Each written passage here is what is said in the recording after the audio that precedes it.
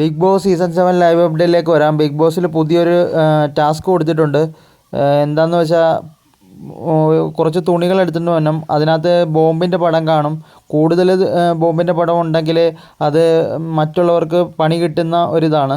അപ്പം ബോംബിൻ്റെ പടം എടുത്തുകൊണ്ട് വരാൻ പറഞ്ഞപ്പോൾ ബോംബിൻ്റെ രൂപം കെട്ടിത്തൂക്കിയിട്ടിരുന്നേക്കെ അവിടെ പോയിട്ട് കുറേ പേര് എടുത്തുകൊണ്ട് വരുന്നുണ്ട്, പുതിയതായിട്ട് വന്നവർ.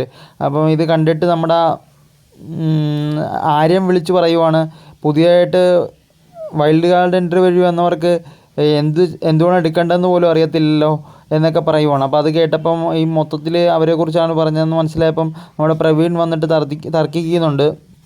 നീ വൈൽഡ് കാർഡിനെ കുറിച്ച് എന്താ മോശമായിട്ട് പറയുന്നത്? നിനക്കത് പറയാൻ എന്ത് യോഗ്യതയുള്ളത്? നീ എപ്പോഴും പുതപ്പിൻ്റെ ഉള്ളിലല്ലേ കിടക്കുന്നത്?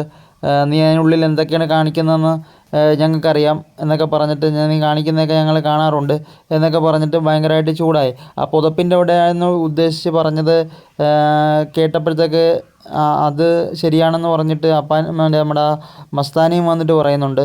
അങ്ങനെ അതൊരു വലിയ പ്രശ്നമായിട്ട് മാറി. അവിടെ ഒരു വലിയ വഴക്കുണ്ടായി.